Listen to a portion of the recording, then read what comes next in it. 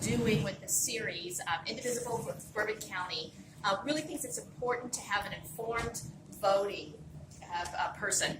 And so we are scheduling a series of meet the candidates for all of the candidates who are running in the primary for the 6th district.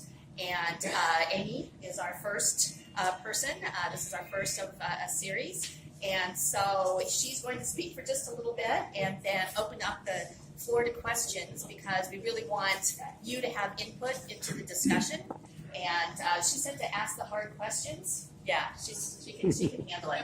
One of the things that our group does is we really know how to put some food together. Yeah. We have a lot of experience with our neighborhood feed program.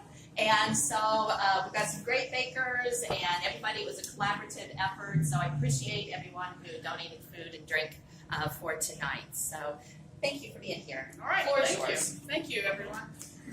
It's awesome to have a chance to come out and speak with you all tonight. What I'll do is I'll just tell you a little bit about my background, okay? So you kind of see where I'm coming from. And then I'll tell you why I decided to run for this seat, okay? After that, I'll give you a brief sort of inside baseball on how this campaign's going, all right? Because this is sort of new to me too. And then I want to open it up for questions. And because I was a Marine for 20 years, there's no question that's too hard. All right? So I'm expecting tough questions, and I love that. All right? I'm about as transparent as I can possibly be. Okay? I grew up in Kenton County, about an hour north of here, and I was never very much into politics. Probably like many of you, maybe, before last year. Okay? I wasn't either. And as a kid, I think my dad was a Republican and I think my mom was a Democrat, but they didn't really care about the party so much. They really voted for the person.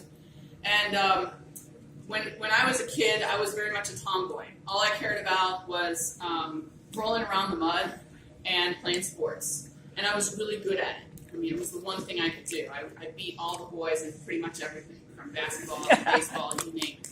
And I loved it. My dad was a bit of a history buff. He was a high school English teacher, but he loved history. And my mother was a medical doctor. She was a pediatrician, and she actually was one of the first ones to graduate from UK medical school in the 60s.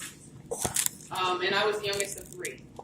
My dad, loving history, instilled in me a love of history. And about the age of 11, I used to watch this thing called the History Channel, which is still, I think, on cable TV, although I have no time to watch anything anymore, except for Paw Patrol.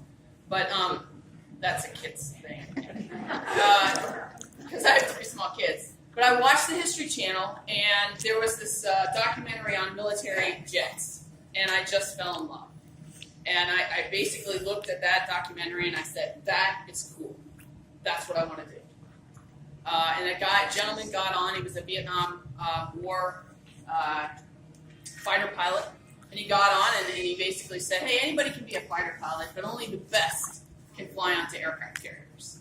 And I said, that's what I'm going to do. Because I want to be the best. And I found out, though, very quickly that there were no women doing this.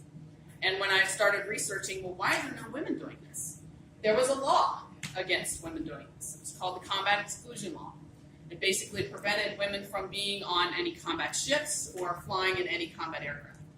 So I didn't like this too much as an 11-year-old, and I went to my mom and I said, what's a law? Like, they just haven't met me yet. Let's just change this law. And she was like, well, it's a little bit harder than you think.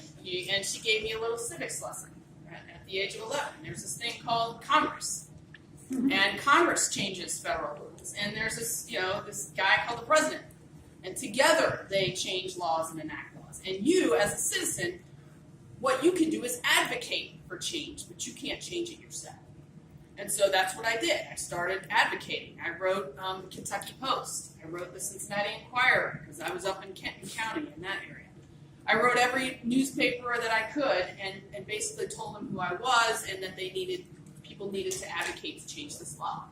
I also wrote my member of Congress. He was a fairly conservative Republican by the name of Jim Bunnett.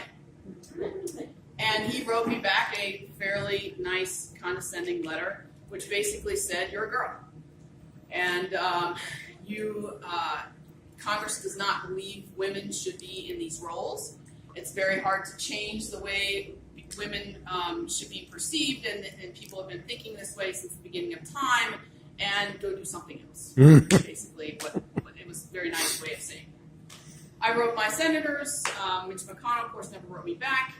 And I then wrote every member of the House and Senate Armed Services Committee a letter, which is about 80 different members of Congress. Because as I started to learn about government and policy, because I was really into this was my dream, I started figuring out, well, who does the policy?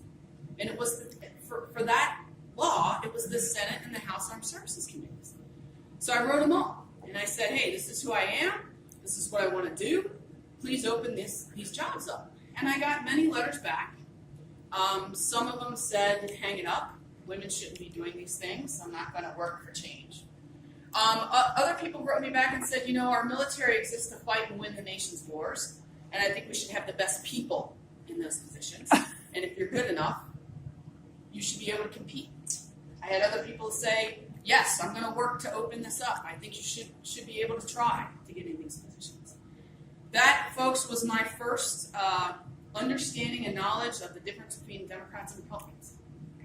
Okay? To be honest with you.